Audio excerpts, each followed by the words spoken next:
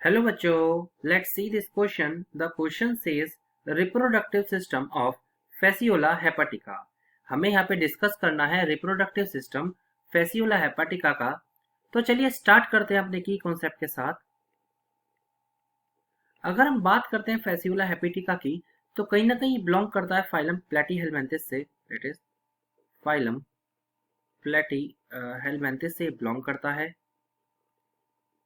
हेलमिन्थिस Fasciola हेपाटिका को दूसरे नाम से भी जाना जाता है, दैट इज लीवर फ्लूक के नाम से भी इसे यहाँ पे जाना जाता है। ठीक है, अब हम जानते हैं पर्टिकुलरली इसके रिप्रोडक्टिव सिस्टम को। अब हम यहाँ पे रिप्रोडक्टिव सिस्टम को यहाँ पे डिस्कस करते हैं कि रिप्रोडक्शन होता कैसे है इसका, यानी रिप्रोडक्टिव सिस्टम। अगर यहाँ पे रिप्रोडक्शन की बात की जाती है तो पर्टिकुलरली ये हर्माफ्रोडाइट होते हैं। पहली बात, ये हर्माफ्रोडाइट है, तो हम यहाँ लिख देते हैं दैट इज हर्माफ्रोडाइट। हर्माफ्रोडाइट का मतलब होता क्या है? हर्माफ्रोडाइट का मतलब है कि मेल और फीमेल सेम ऑर्गेनिज्म में होते हैं, that is male and female हमें सेम ऑर्गेनिज्म में देखने को मिलते हैं। Female present in same organism, ये सबसे इंपॉर्टेंट बात है इसकी, सेम ऑर्गेनिज्म।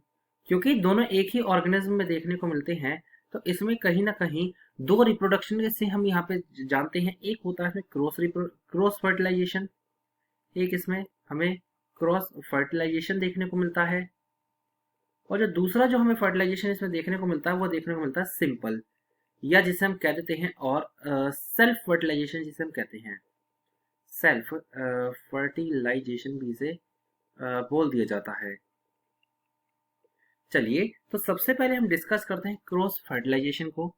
अगर यहाँ पे क्रॉस फर्टिलाइजेशन की बात की जाती है पर्टिकुलरली, तो क्रॉस फर्टिलाइजेशन होता है कि यहाँ पे पर्टिकुलरली इंसर्शन होता है, इंसर्शन ऑफ सिरस। सिरस का पर्टिकुलरली जो इंसर्शन होता है, किसमें इंसर्शन होता है ये?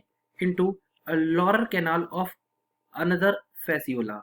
लॉरर कैनाल ऑफ अदर फैसियोला। ये चीज हमने यहाँ पे जानने की कोशिश करी।